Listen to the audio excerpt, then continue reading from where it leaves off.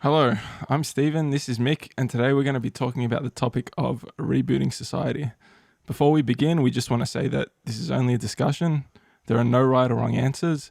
These are just our thoughts and opinions, which can and will change. Neither of us are experts on anything. We are just two dudes talking.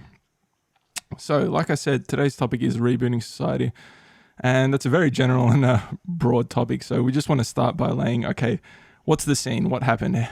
How did we get to where we are, and where are we going from here? So, Mick, we kind of discussed this a second ago. Do you want to give us a brief overview of where are we starting from with rebooting society?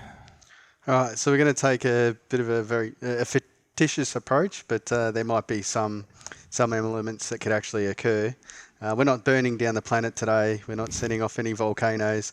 We're simply just wiping data from every piece of hardware, computer, tablet, device in the world. Maybe that's through a solar flare, or maybe that's through something else. But what that means is everything around us, all the factories, all the equipment, the people of the planet should stay as one, but we lost all our information.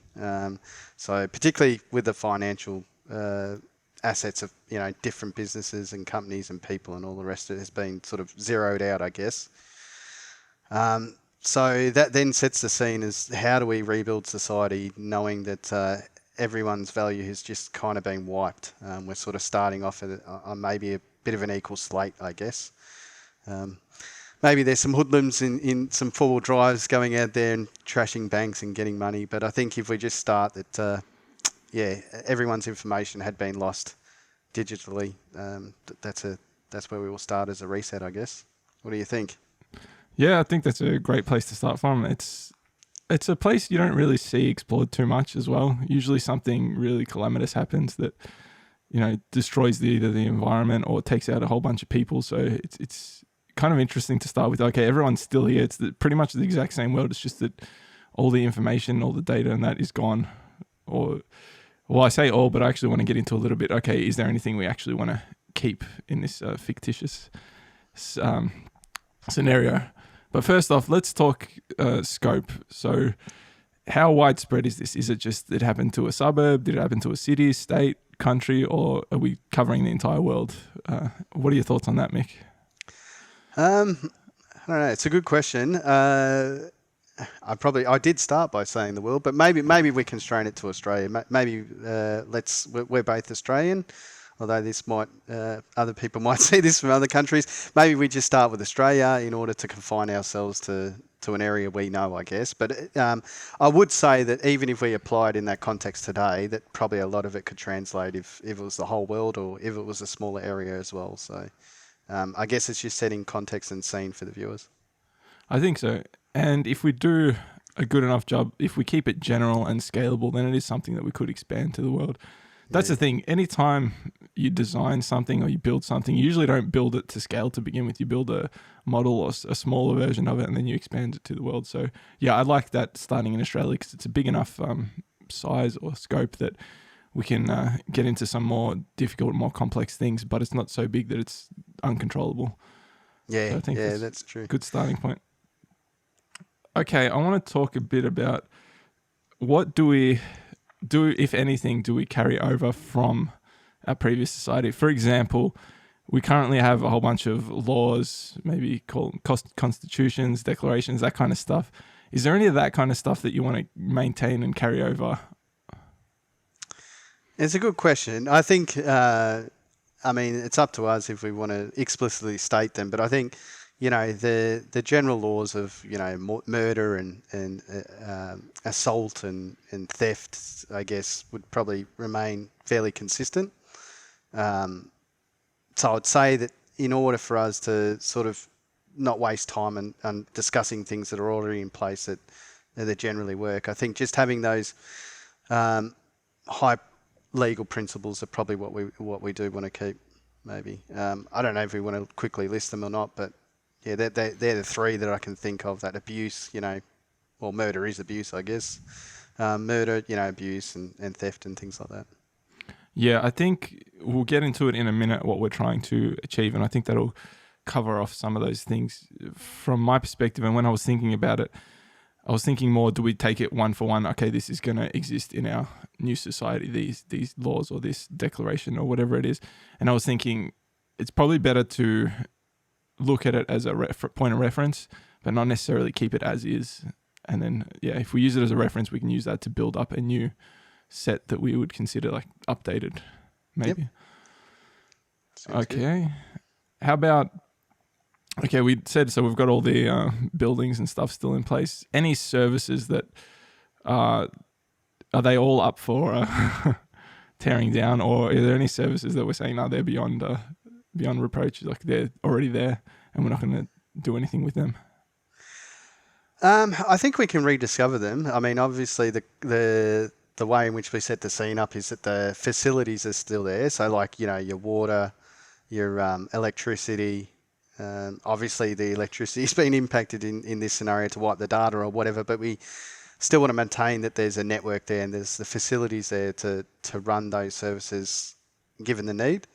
And I think maybe as we go through, we can highlight those basic human services that we think that need to be shared amongst all in order for us to sort of try and get to that equal opportunity situation. So maybe we can, a bit like those laws, maybe we can bring in some of those basic services as we talk through, but we bring them in the context that the facilities and the infrastructure's still existing. So it could be started up again without too much difficulty. Yeah. So just to make sure that we're kind of on the same page, the utilities are still there, but we have to kind of figure out, okay, how are we actually going to run and maintain them? Yeah, and which ones we consider as useful. Like, so some of those utilities might be privatised now. Do we keep that concept? Yep. All right, sounds good. Well, I think that's a good setting of the scene, setting of the stage. Let's move on to then, what are we trying to accomplish in creating this new society? So I want to bring up, I think I got this from a book called 7 Habits of Highly Effective People. And in it, I think it was this book, he talks about, he visited various hotels, and the same hotel chain he went to in multiple different places. But he noticed that there was one in particular where it was run a lot better than the other ones, and the staff was friendlier, the service was better, all that stuff. And he explored, okay, why is this? And he realized it was because all the staff had been consulted in forming the mission statement of the hotel. So they all felt like they had a buy-in. So what I'm saying is, to start thinking about which way we want to go and what we want to get out of our society, maybe we should have everyone contributes to, okay, what is our goal as a society? So everyone's kind of got skin in the game.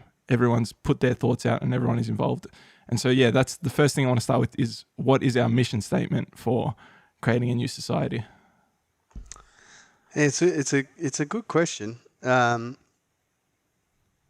think what we want to do is we want to achieve as best we can everyone's as high as we can, everyone's quality of life. So, what is quality of life? I guess it's border around the feeling of being content about where you are and comfortable enough that you're not sitting in fearful, anxious situations. That's where we're trying to achieve some harmony, I guess. So how would you put that in a mission statement? I'm not sure. Have you got some ideas about a mission statement? It's quite hard, isn't it? Yeah. Take a second, think about it. I know you're going pretty much off the cuff, so yeah. Yeah. What I was looking at is very similar as well, but it's more abstract or ethereal, and that is just the idea that let's try and get the majority, hopefully all of the people, being fully realized, and that is achieving their full potential, whatever that may be, as a human being, which is kind of what you're saying is like the quality of life's there. But I'm like, let's take it to a next step and get everyone doing the best of their ability, whatever that means. Yeah, I think each individual, as many individuals as possible to be fully realized. I think that fully realized is actually a good way to describe it. because yes, you want each individual to get to their best self. That's our goal, isn't it? That's what a harmonious society would probably look like. Yeah, because if everyone feels that they're fulfilling where they think they can be, then they're not going to be in a negative. You're less likely to be in a negative state. Yeah. So. If everyone's doing what they want to do and feeling fulfilled, well, it's a very abstract idea, but that's kind of like what we're getting at in life as it is currently. It's just that a lot of people maybe don't realize that that's what they're going for, or they think that they'll find that going in the direction that is being scripted by other people or the direction that they're being pushed in. And so I think if we can start off with, okay, that's where we're trying to reach, then we've got a better chance of most people actually getting there. And to continue off of that, so that's obviously a very abstract idea.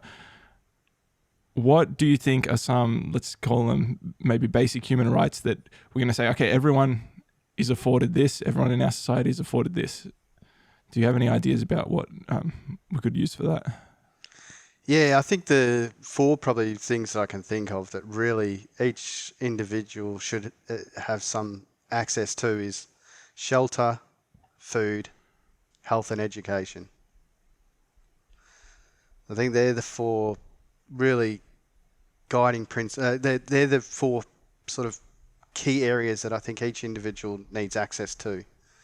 And as soon as you remove one of them, you impact their ability to get the best version of themselves. Yeah, I think that's good. I mean, I don't know if we'll get to it, but in my notes and when thinking about this, I was planning on structuring it going based off of like have you heard of Maslow's hierarchy of needs? I think you've told me once, but you probably need to refresh me. Yeah. It's a framework that you can look at that's psychologically based of how you get from whatever base human to fully realized human. And pretty much what you said is like the bottom first tier, what you need to cover, which is food, shelter, safety, that kind of stuff, taking care of your physical needs. So yeah, I think if you use them as the basis of, okay, this is what everyone's guaranteed, anything on top of that is up to the individual, I think that's a fair way to approach this problem. Yeah.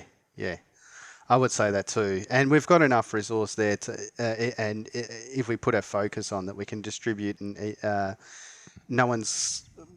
more than likely no one's going to go without if structured correctly. Yeah.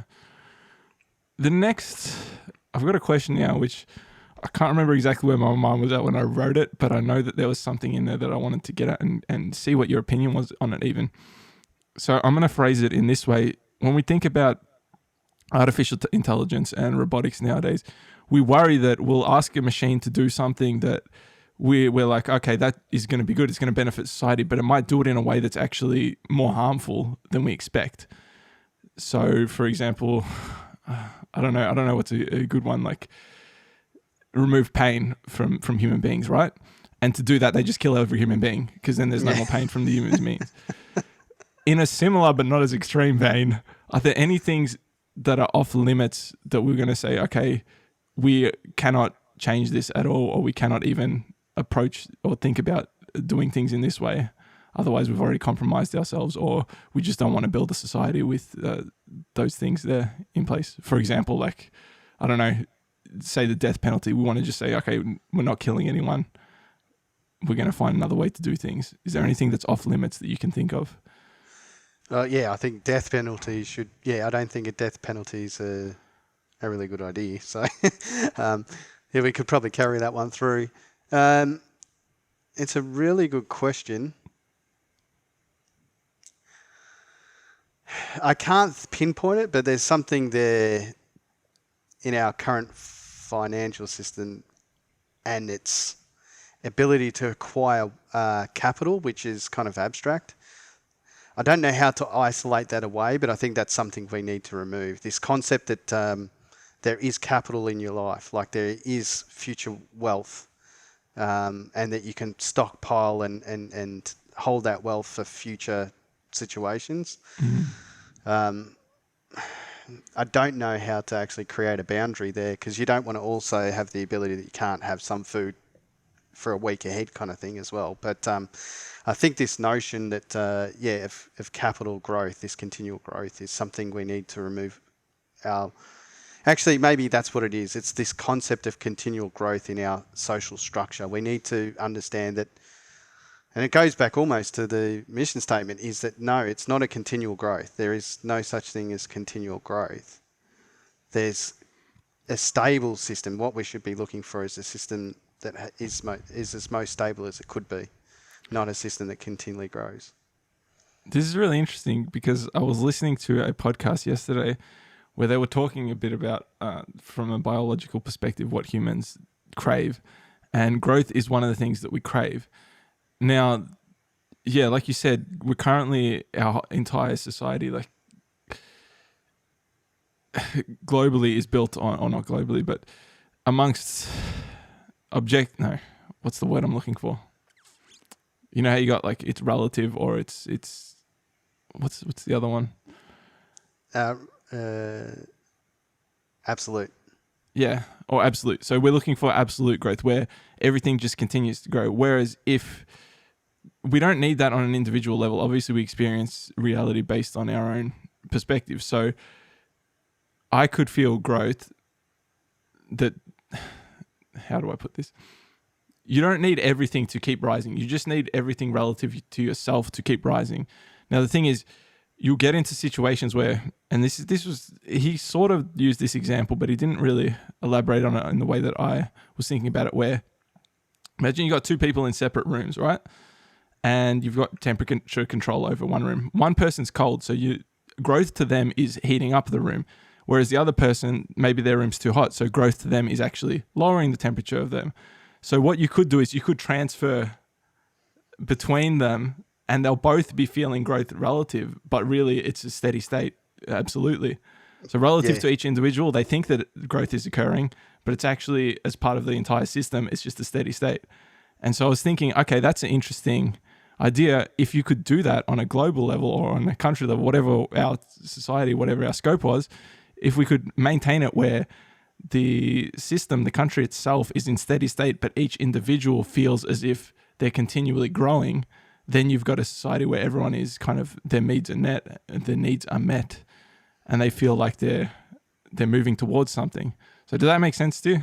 Yeah. So I think what you're trying to say is that the individual can grow relative to their own perspective, but as a collective, we should be careful about the concept of growth, because it's kind of, maybe it's not necessarily the growth that's the problem, it's the reliance that there needs to be continual growth in order for our current systems to work. So it's the concept of capital that's the problem, I feel. So like I agree, we all grow, but we bank our future, what that actually means. So growth doesn't always mean a good thing. Like, maybe growing pains, you're growing, but it's a painful situation or whatever. So, so like growth happens, but I think what we do now is we bank on it.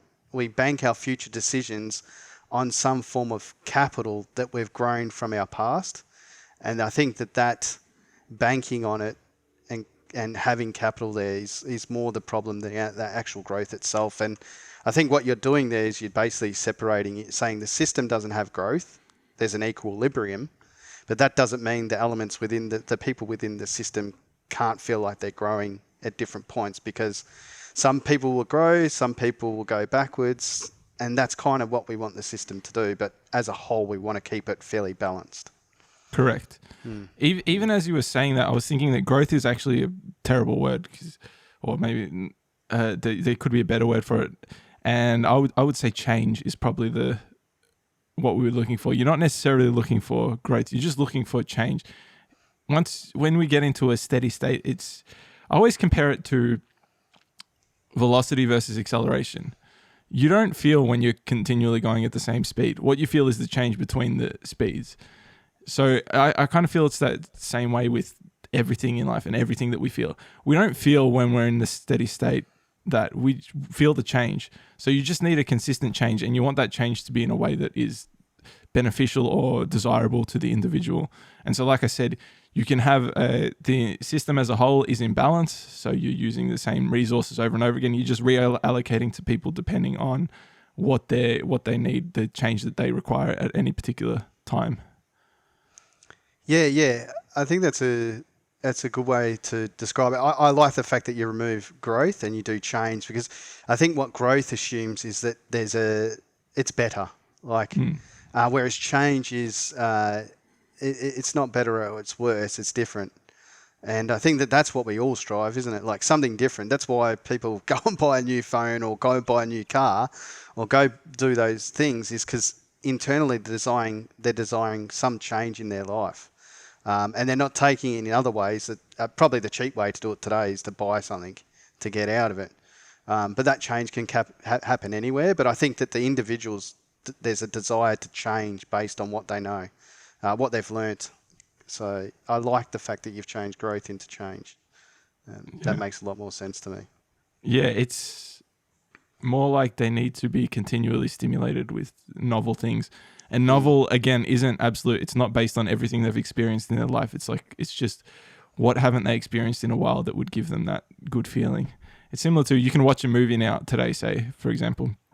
It's like, oh, okay, that was a good movie. I enjoyed that or whatever. Now, if you watch it again tomorrow, you won't get the same kind of reaction from it because you remember it. It's fresh in your mind. But if you wait a decade, let's say, and then you watch it again, you're like, oh, yeah, it may not be just as potent as it was the first time, but it'll still be a very high level because it's been a long time since you've experienced that. And so we can do the same thing, because if we've got enough resources that you've got enough time between experiencing them, then it should be fine. It's funny. That's one of the benefits of actually having or not having perfect recollection, is that you forget things, so you get to experience them again almost as if it's brand new. If we had perfect minds, although that sounds like a cool thing, we'd possibly run out of stimulating things, because everything would be obvious to us, and we would have experienced before, and all we have to do is think about it, and then it's like, oh, it's okay. It wouldn't be novel. So I don't know. Yeah, I think so. Like that idea, like if I watch the same movie today as tomorrow, I'm probably going to perceive it the same too. But if I watch the same movie as I did 10 years ago today, I'm a different person. So I'm going to perceive that movie differently, and I'll probably get something different out of it too. So going back and redoing something that you've done in the past doesn't necessarily mean that you'll come to the same outcome. And that's quite good. That's actually a good indicator that you've grown or you've changed, or we get rid of grown, actually, that you have changed. So, yeah. Yeah, I think so. There's a lot more I could say about this, but that's for another topic, another podcast. So let's continue with our rebooting society. Is there anything at this point in time you wanted to bring up? No, I think it's good the way we're going through it. So yeah. Yeah. Okay. All right. Well, I'll just continue. I'll throw it over to you every now and then again, just to see, just in case something's popped into your mind that you want to come up with. But otherwise, I do have this structure that we can continue to follow and fall back on if we need to. Yeah. So the next thing I wanted to look at. Okay, we've got, what's our scenario? We've discussed that. Okay, what are we trying to achieve? We want people to be fully realized human beings. We're making sure that they all have their basic human rights of, say, food, shelter, health, security, education. Okay, now, prior to actually coming up with practically how we're going to implement this, I was thinking we look at, okay, what are some principles that we want to refer to in coming up with our practical implementation. So when we're thinking about how we can solve a problem, what are the rules or guidelines that we're referring to in thinking about that solution? So let's see here. I've got here, this is interesting. So what happens is the more principles you add up, the more restrictive you have, but the more confident or certain you are in your solution. Now, I came to this concept from, like, I looked up what we currently have as basic human rights, and so what everyone is guaranteed, and there was a fairly decent list, and I'm looking at it, I'm like, yeah, these are all good things, but we don't actually follow them. And if you did try and follow them, it'd be very restrictive, because if you try to look at one, you might be contradicting another one, or you might be, they might interfere with each other. So I was thinking it's probably better to have less of them, which allows you more freedom in what you can do, but there is a higher uncertainty in that. And you have to take a little bit more faith amongst each others that, people will watch out for each other, let's say, or people will have the concern of others at heart.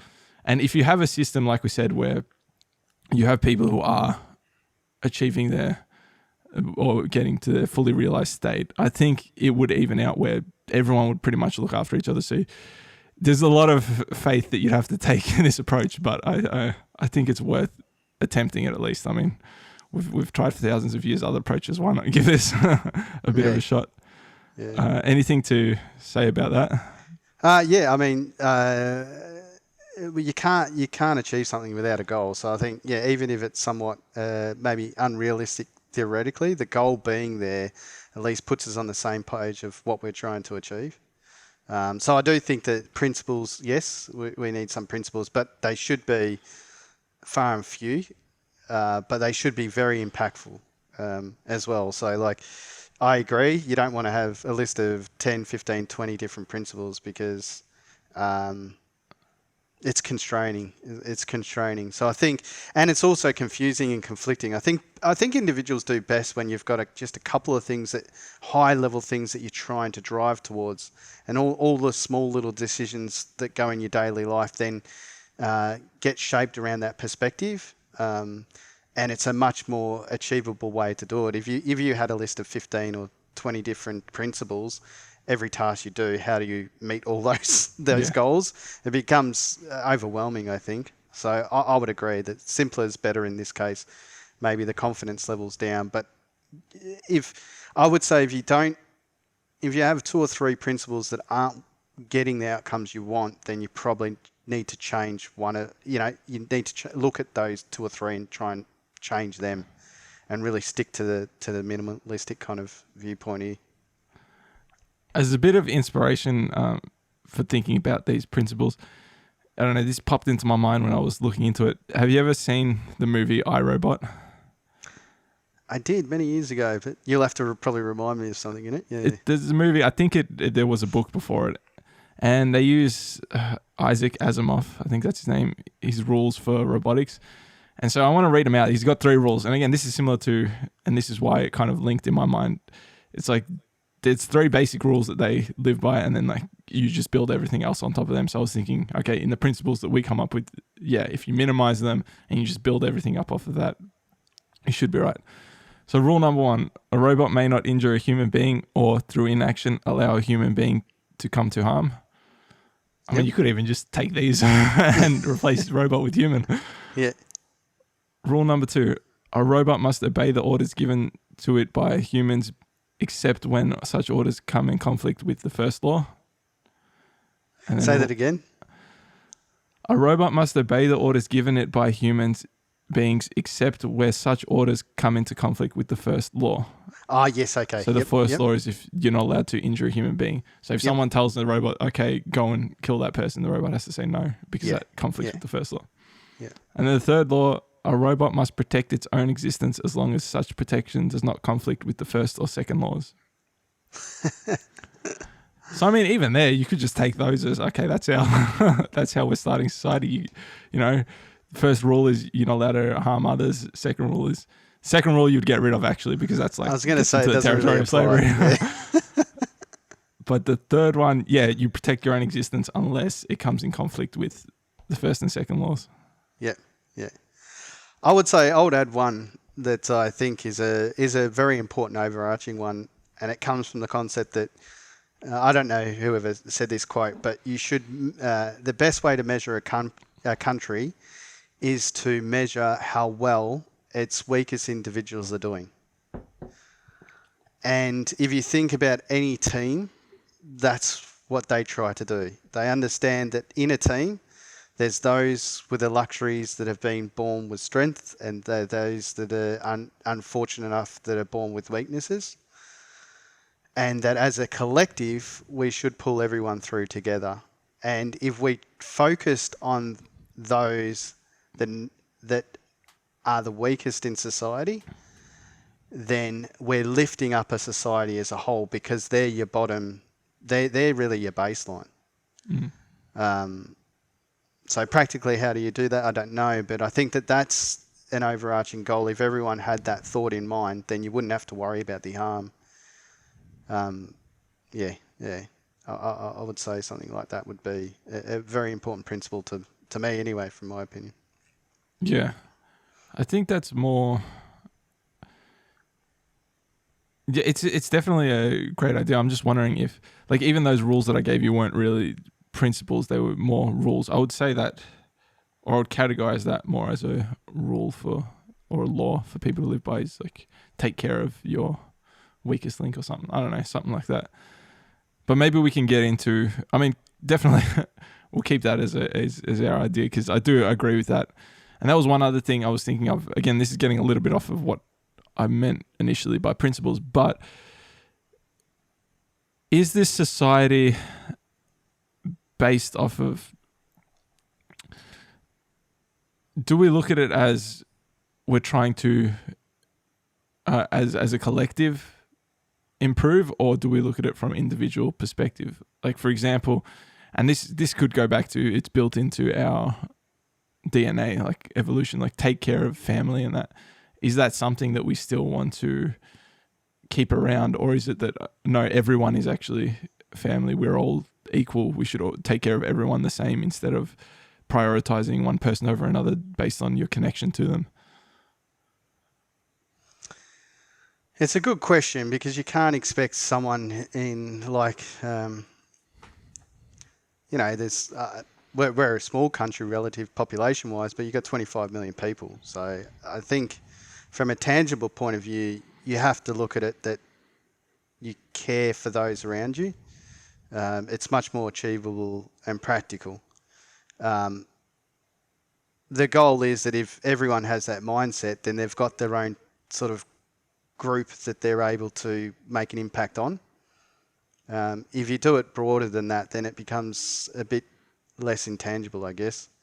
But maybe that is also the important aspect of having that generalized message. It's interesting, because it takes us to another topic which we're going to do at some point, where it's local versus global control. Yeah, it is kind of like that. So I find it difficult to even think that, a leader can have an impact to each individual in their home, but it's difficult to get that individual that has that impact to each home to conceptualize what it means for each of those homes. Say that again. Yeah, so basically, because, like a leader can have a very powerful impact on each individual in the home by making a particular speech, and it can galvanize a group of people. But I think, so I understand that that's from that very overarching broad view. But for the individual that made that speech, for the leader that made that speech, I think it's difficult for them to conceptualize that they're making an impact, what it means to make an impact for each individual. So I guess what I'm trying to say is, collectively we can understand it, but individually in a practical situation, it's difficult to get the individual to actually maybe achieve that, just because of the limitation of being an individual. Yeah. So I kind of think that the goal is, yes, that everyone obviously is looked after, but I think practically that is done by having the people that you know and supporting them. Yeah, I agree. That's kind of your goal, yeah. I mean, spoiler alert, I'm more inclined to look at local control and everyone just doing the best that they can do, and that will eventuate in a larger community working. All right, I want to get back to, let's get back to actual words and principles. And one of them I had, actually probably that both should be joined together, is transparency and honesty. You want people to be open with whatever information that they have and to be honest about it. And that's something that we see. I mean, really the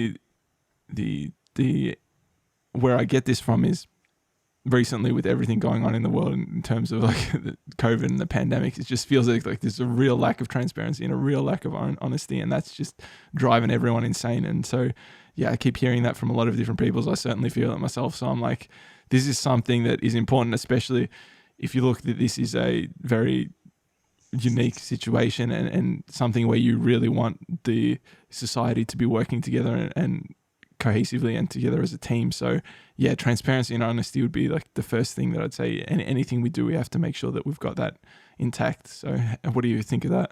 Yeah. So honesty and transparency is definitely key to everything we do, I think. And as soon as you remove that, you just cause problems. And that's what we're fighting at the moment. There's no incentive to be honest or transparent. So I feel like we have, this kind of information war where we're battling over facts that aren't even true. I mean, if you think about, I was just hearing that one the other day because what was it?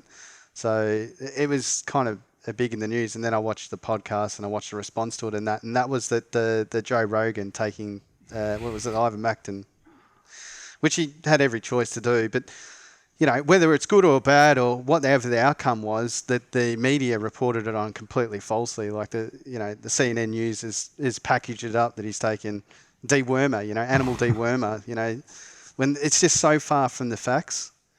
And there's no incentive to be honest about it. Like, and then they can call things just fake news. It's definitely honesty and transparency is key for us to moving forward through this difficult time of disseminating between all the information that we've been provided. You made a really good point there, or you brought something up that's really important, and I think it's something definitely that should be taken into consideration going forward and in order to achieve what we stated as our goal, and that was what is the incentive in sharing that information. And yeah, if you look at it now, you can say the incentive is monetary, that by hiding or obscuring or even lying and deceiving information, that it does achieve what they're trying to achieve. It allows them to keep that monetary gain. But is that something that we want to actually highlight and seek out in our society, or does it have detrimental consequences and go against what we're actually trying to achieve? Which is, again, going back to it, because I think this is an important thing. I think when you're having discussions or trying to solve problems, you should consistently be coming back to, what am I trying to actually accomplish? Otherwise, you get too far away from what you're trying to accomplish, and then your solution doesn't even solve the problem that you had in the first place or where you were going. So yeah, just to say it again, it's that we're trying to get everyone to their fully realized state, to reach their full potential, to live a fulfilling life, whatever that means for them. And so yeah, you want to make sure that your incentives align with that. Yeah, that's correct. And yeah, I think you're right. The incentive today is, it's almost, it is monetary, but it's also almost bigger than that. I think tech companies have realized that it's user base, it's individuals. So really the power comes from the amount of individuals you can congregate or group together for yourself. So, and that comes more than money, because then that helps you make decisions, which is quite a powerful situation. So just because you've got a whole lot of money doesn't necessarily mean you can influence decisions. But I think tech companies realize that if you have a large enough user base, you can influence their decisions. And you can do that by providing them dripped out information over a long period that's consistent and consensus to a message that they want to get across. And that's really the big problem that we have at the moment, because what do they call it? The social media bubble. Well, it's kind of, when you get in that echo chamber or whatever, that's kind of what happens when you follow, so an individual watches and follows CNN. So they're going to have a very particular bias on it, but the way in which they reinforce the information, in short, almost makes the individual feel ensured that their perspective on the situation is correct, because they haven't had it challenged by other groups. And that's because they're just been subscribed to a particular user base and taken advantage of. So, yeah. In that circumstance, they're not, again, what is their incentive? They're trying to keep eyeballs on the screen. So if they know that the people listening to them want to hear a certain message or a certain viewpoint, of course they're just going to share that viewpoint and view things through that lens, because otherwise they'll lose what their goal is. Yeah, that's right. It also helps them, I think, particularly the big news organisations are obviously linked in with the political system. And so for me, their value is to actually bring in voters. Not necessarily even voters, it's to bring in people that align with the principles about the government in which they want in place. So how can I say that in a give me an way? example. That was I mean, it sounded like it made coherent sense, but I can't pass through that in my mind. So do you have an example? So the idea of having a user base and then being able to provide them with the information that you see fit means that you can set them up in order to get an outcome you want.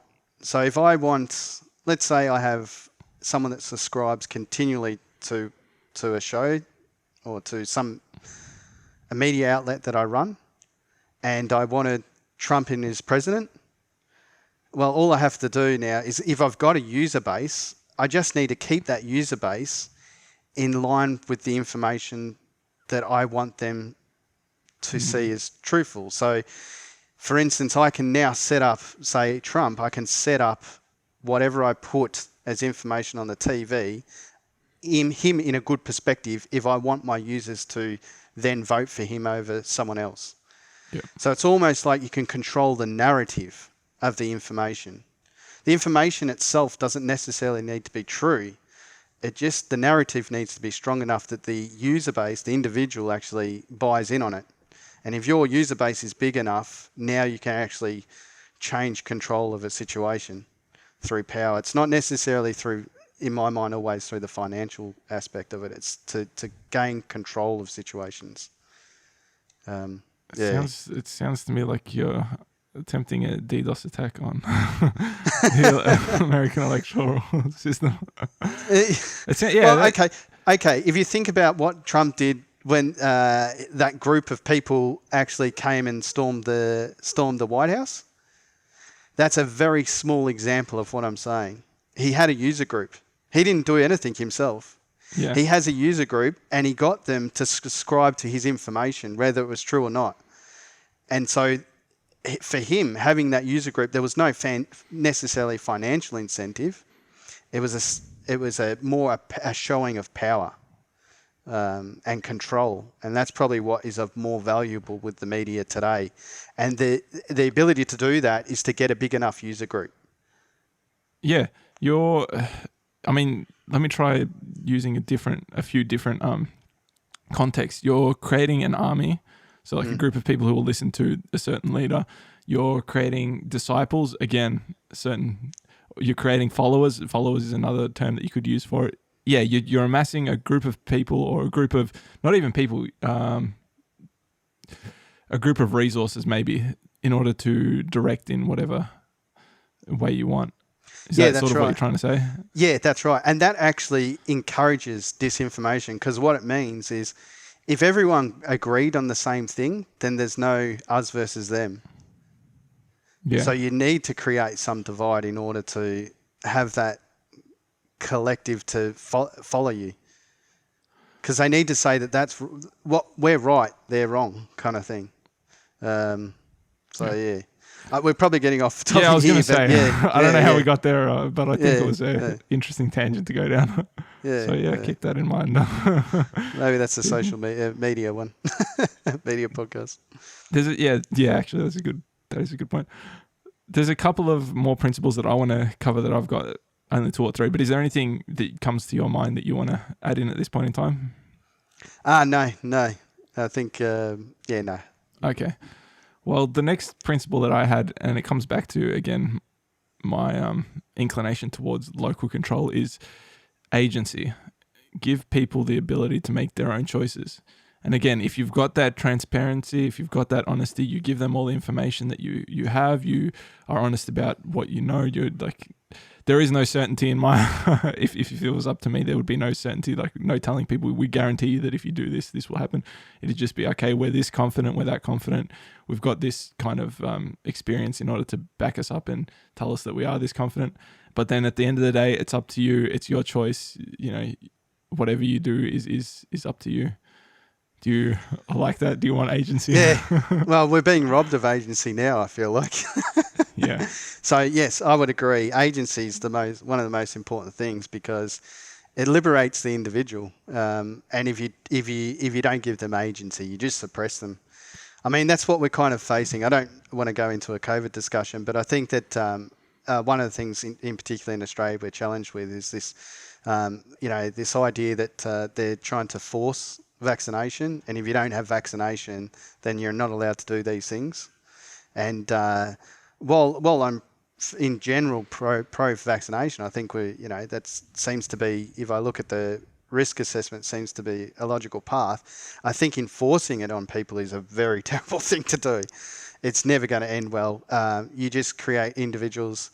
It almost makes some people want to do the opposite just because you're trying to tell them a situation. So maybe I'm a bit more grown up than I used to be, but as a kid, if you did that to me, you said, no, you have to do that. There's a instinctual automatic reaction. Hang on, no, I don't. Why? And then that gets me off on the wrong foot. I think age is irrelevant to that feeling. I think it is a biological thing where if anyone tells you to do something, you are immediately skeptical because you're cautious, you're worried that whatever they're telling you to do could be bad for you. Anyone who has to tell you to do something generally is trying to manipulate you or get you to do something that is bad for you.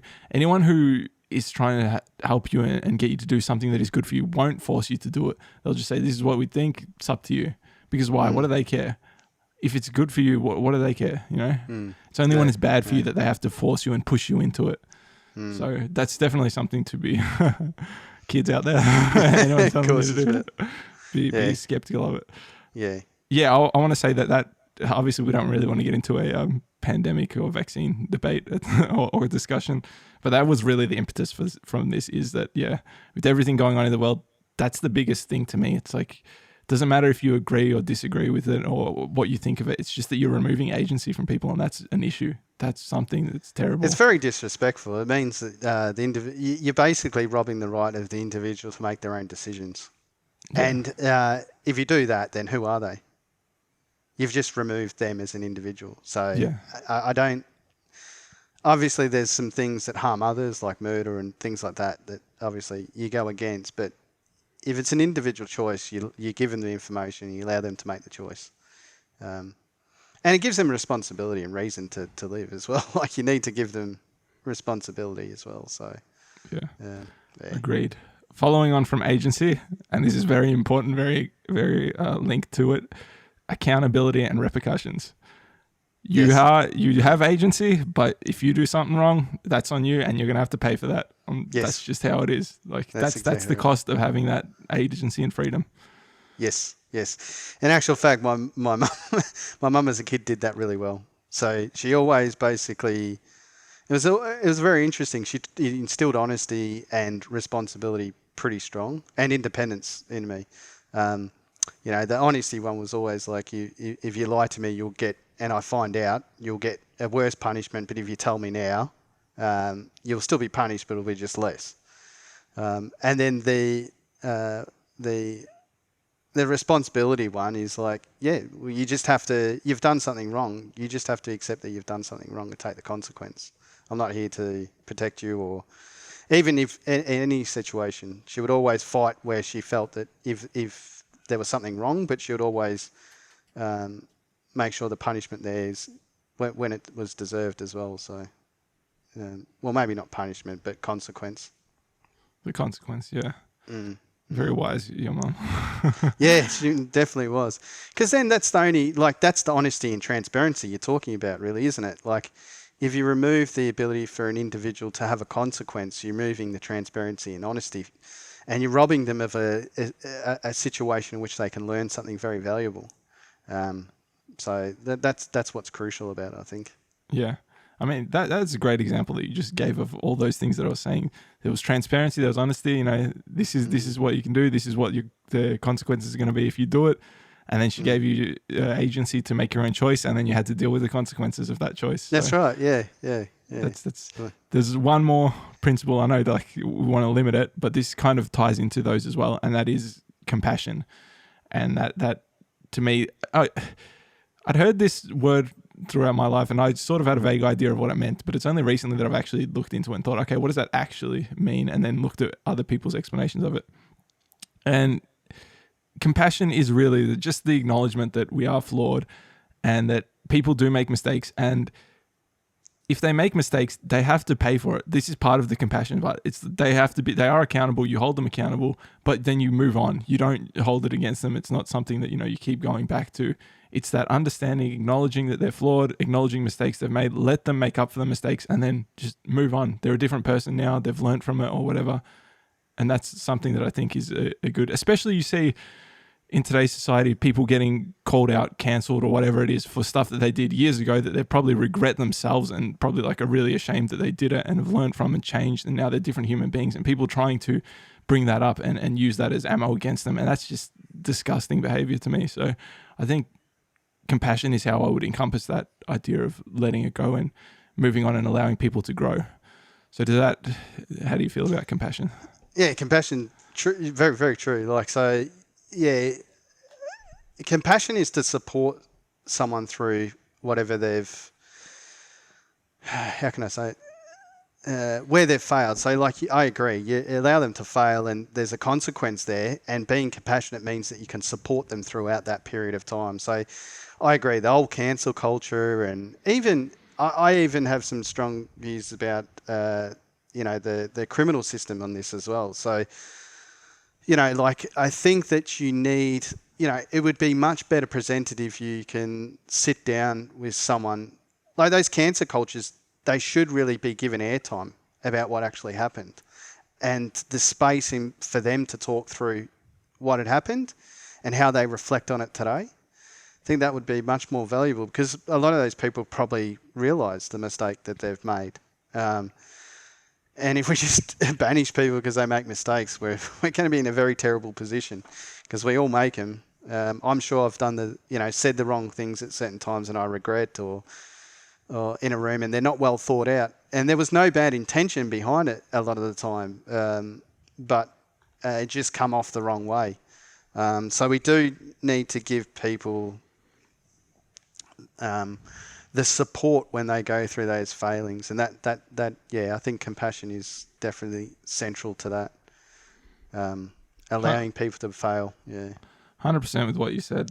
I mean, intent is really the most important thing. It's something that's a lot of the times just glossed over. People just look at exactly what they said verbatim, take it out of context, just write it on a piece of paper and read it out, and that's exactly what they meant. And it's like, no, the context, what they meant. Like, look at the intent, don't necessarily look at what they said, because again, we are all imperfect and we do struggle at times. I certainly struggle with words at times and I might say the wrong thing, but the intent was never what other people or what the words would suggest. So yeah, definitely look at the intent. We've become very sensitive in a lot of ways too. So like if I think about Roseanne Barr, who was crucified for what she had said, and if I look at her as an individual and the challenges that she's had through life, she's going to make mistakes at certain points in time and she's going to come off a certain way. And that's who her character actually is. But if you look at the individual herself, she means no harm and there's no physical harm happening there. And if you give her the space to reflect on those things, she'll reflect on them quite well and realise that, yeah, I didn't mean it this way, but yes, I could understand how it come across that way. So it's just, we're way too often do we box an individual and then just ship them away and just bar them from certain things without even hearing what they've got to say about it. It's a ridiculous way to do it. That's a good example you give there. One other thing I wanted to mention from what you said previously is that it would be so much more valuable to talk to the person and say, okay, what was going on there? What happened? Why did you get in this situation? How did you learn from it? How did you learn that, that was a bad thing to do? How did you grow from it? Because this is something that you can even expand on and say, just generalize it and say, learn from history. This is something that we have real problems with today. It's like, look at everything going on in the world around us, and no one's looking back at history and saying, well, what actually happened after people went down the path that we're going down today? And let me tell you, it wasn't pretty. Yeah. We had some really tough years that followed this kind of behavior. So that's another thing that we just, for some reason, people don't do. We don't learn from history. We don't consider what happened and then look in what follows and learn from that. And that's how we get to where we are today. Everything that we build off of is our understanding, our knowledge is all history. We wouldn't be able to build off of it unless we looked back on it. Otherwise, we'd just be doing the same thing over and over again. Our lifetimes haven't stretched so much that we can, reinvent the wheel every single lifetime and then improve on the wheel. No, we have to remember first how we got to the wheel and do that in a condensed period of time so that we can build off of that within our lifetime. So yeah, just learn from history. Yeah. No, definitely. All right. I mean, I've got no more to say to that, but yes, give people the airtime to make mistakes. Give the people space to make mistakes. And I mean, even if you reflect on what people have said, I'm sure there's something in the past that you'd be guilty of as well. So, the old saying is, before you point here kind of thing, so I think that's always a good way to be is we have such a knee-jerk reaction to what people say, and I'm always surprised at how much an emotional response you can elicit from someone just with some words, and that is concerning from their mental health point of view, because regardless of what someone kind of says to you, you should have the confidence and the strength internally to not emotionally react off the charts to that, because we all have these thoughts that spawn in our mind, and some of them are just completely stupid, and sometimes we don't filter that, and we should be comfortable that that's going to happen, and we're not very comfortable, particularly if it's an individual that's held up on a bit of a pedestal, whether that be a celebrity or a political leader or a leader of a company. Just don't have that space. I like to think of it as you're getting upset over hairs vibrating in your ear. Yeah.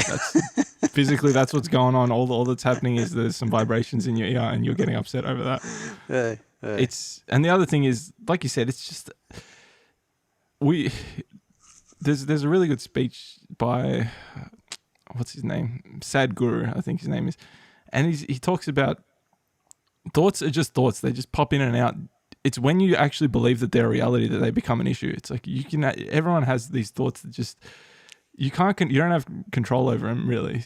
And it's just acknowledge that they're only a thought and that they'll pass, and then take the time to think about, is that something I actually want to bring out into the world, or is that something that, I'll just let it go. I'll just let it pass. Yeah. So, thoughts aren't facts. There's a quote for you.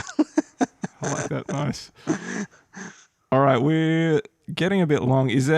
So do you want to go over some practical things that we can do, practical implementations for society now, just in order to close it off and give people maybe a little bit more tangible thing to take away? Yeah, I guess, we probably can do some practical examples, I guess. Is there anything you had in mind? Because this is where I have to start going off of the cuff. Well, I guess, so we've got, our goal is that we want to realize the potential in each individual. What was the second thing we went through? Our basic human services are food, shelter, health and education. Security as well. I had that in there. So like protection against people harming you, that kind of thing. Yep. And then the next one was some guiding principles, was it? Yep. Which we went through, which is like honesty and transparency and etc. So then how do we actually then practically achieve this collectively, I guess? So that's a big thought. So I guess that each individual has to be responsible to contributing to all the services. So if we consider that food, shelter, education and health are the critical services, then how do we ensure that these are those are covered adequately. You know what I'm thinking, Mick? This is a really good starting point. I reckon, why don't we leave it there for today and then come back, and then next time we'll cover these things quickly that we discussed today and say, okay, how can we practically implement these? Because I think this is a much larger discussion, and I've got ideas currently like popping up, but I'm like, that's going to take a bit of time to explain. So what do you think? Well, you about probably that? read my mind about 2 minutes ago, because I was actually feeling the same. I thought, all right, we've pretty much set the foundation. And I think going into practical examples, considering such a big foundation, it probably needs a bit of time to actually tease out and go through. So, yeah, I think that's good. We can summarize it as like a part 2 of what we did in part 1, and then we can move forward with some really good practical examples. Yeah, that's a great way to put it. It's the foundation, and then next time we can jump off and actually do the practical part of it. Yeah. All right. So, so I think that's really good. We've actually set the foundation for our reset after losing all our data. Yeah, let's just hope that doesn't happen in reality between this session and the next one. Well, if it does, we're prepared. Yeah. We've got our foundation. Yeah, we just may have to go over it again so everyone else is up to speed. On the same page. Yeah. Okay, is there anything else you want to say before I get to like the closing stuff? No, I don't think so. I think we've covered the main areas. I think we've set the scene pretty well. And I feel it's quite different to the way in which it's interesting. I think that if you present this to people, each individual would kind of agree on it. I don't think there'd be too many objections. And it's kind of a point in time where people are thinking of change. So it's interesting, I guess, that the major barriers is how do you achieve it? It would be really interesting to see if there are any objections to this point. I mean, hopefully maybe we can share this with some people and get some feedback, because if this is the foundation you're working off of, this is what you want everyone to be agreeing on. The next, whatever comes next is what we can debate. But if no one's agreeing on this foundational part, then it's like you've got issues already. Correct. And that's a terrible place to start. Yeah. No, that's exactly right. So it'd be good to see if someone's got a criticism to something we might have missed or overlooked or whatever. Yeah, definitely. Yeah. Very good. Okay. Well, I've got my supplemental song suggestion for this week. This one's kind of a 2-for-1 deal. The original song is Bruce Hornsby's The Way It Is. And now the additional or alternate to that is, if you want a more of a hip-hop take on it, is Tupac's Changes. They both are kind of like covering similar themes, so I think they both fit in and they both use the same beat. So definitely check those out. My quote for today is, "Any intelligent fool can make something bigger, more complex, and more violent. It takes a touch of genius and a lot of courage to move in the opposite direction." And that's by E.F. Schumacher. It's one of my favorite quotes, so hopefully you out there like it. And apart from that, thanks for joining us for this discussion. As always, it's just the beginning, and we look forward to continuing a discussion with all of you. So hopefully you can give us some feedback. Until next time, be well.